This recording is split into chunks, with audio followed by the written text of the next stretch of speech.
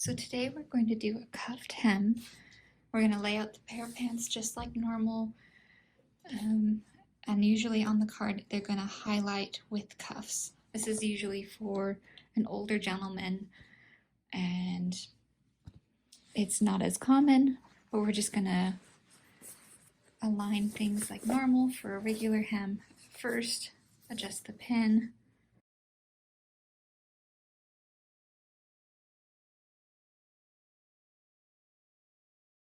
Now there are instructions on the manual. There are instructions on the manual on how to do this. So here's the instructions manual. Scroll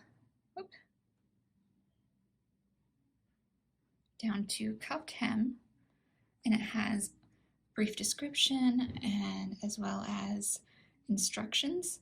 But what I'm going for here is this diagram, because even I still forget.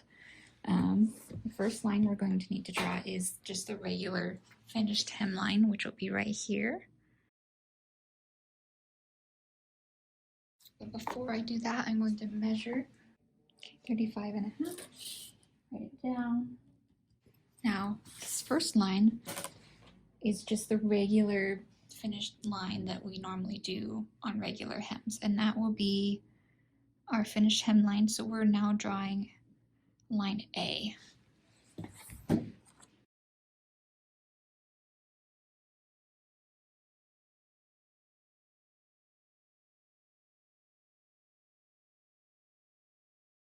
Okay, so now that we have line A, I'm going to write a little A next to it to help me remember which one it is.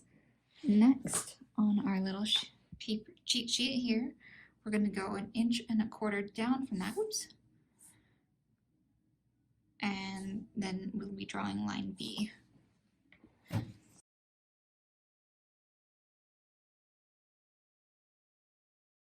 And that's B. Now we need to do that one more time for line C.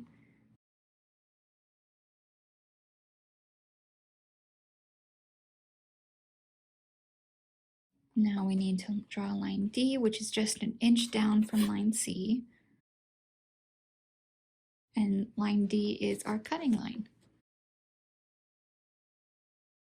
Now, before we get too much further, we're also going to draw a line E, which is just 1.25 inches up from our line A. And I just do a little line here because this is more of a reference point. Now I'm going to connect all the ones on the back. I know it's a lot of lines, but it'll help us know what's happening later. Okay, I'm going to open this one. I'm going to also do a reference, the line E here. Do that. Do it again here.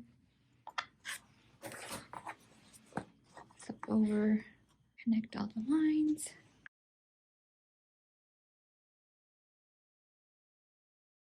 Do our line E real quick. Now I'm going to cut just below this line here, line D.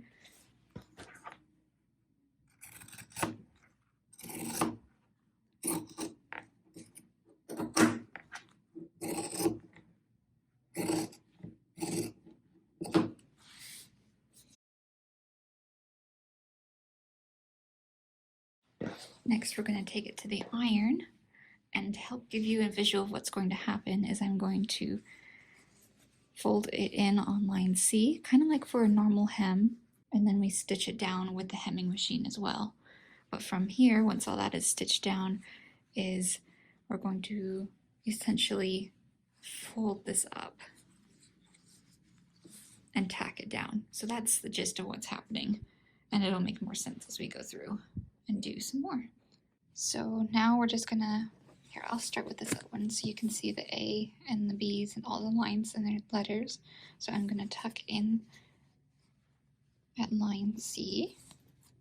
So line D is now enclosed. Then I'm going to press it. Be careful not to erase your other lines if you can. Put over, do this side as well. Repeat for the other side.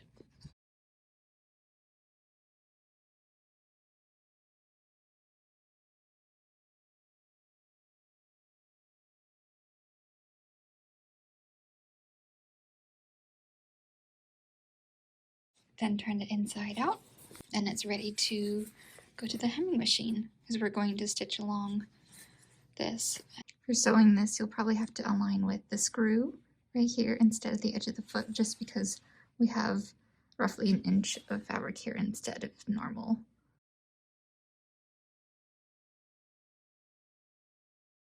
Now back at the iron, what we're going to do is there's two ways you can go about this next step. Is you can, one, fold in from the B line and press along that line. Then you can bring it up and press it again, or if you feel confident enough, just skip pressing B on its own and go straight to pressing all these layers together. For your sake, I will probably just iron B for now to help things look a little more organized, because I tend to be impatient and skip steps sometimes. So pressing down B, tucking inside the fabric.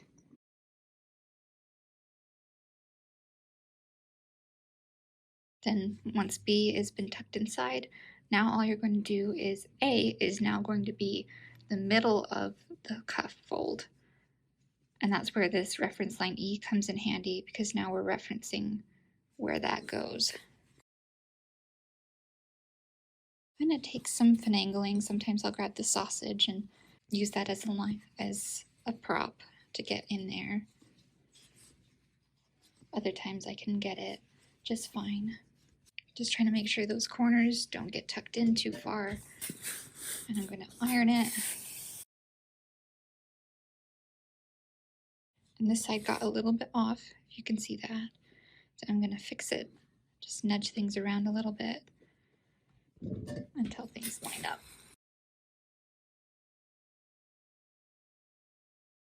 Then the last step is stitching in the ditch, because we'll be stitching from here to here, and repeat on this side, stitch in the ditch.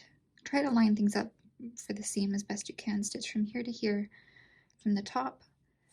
Then I'll do a couple of tack stitches. So I'll open this part of the fold up so we can see inside where that crease is. And I'll stitch from about here to here, and that's good for this side. Then on the opposite side, I'll do the same thing here. For this one, always start sewing from the top of the cuff down. Sometimes when I'd start at the bottom and go up, then the fabric would pull funny, and then I would be able to see from some of the fabric underneath poking through from the underside.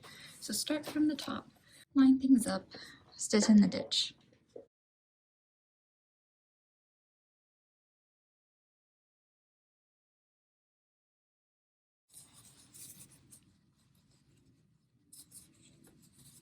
Seam allowance has got a little messed up here. There we go.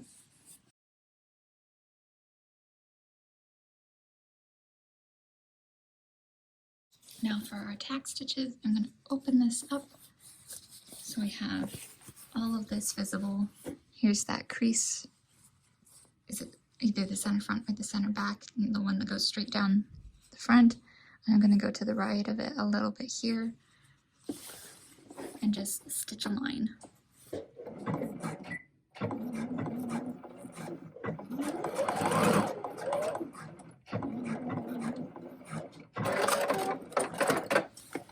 And this is to help keep things from falling too far.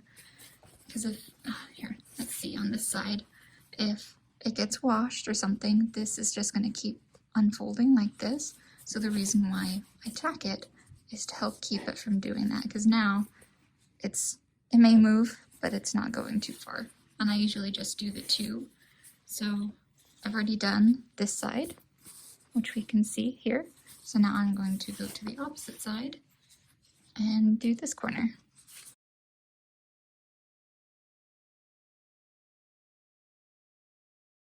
Clip your thread tails, repeat all this for the other pant leg as well, and that's it. That's how you do a cupped hem.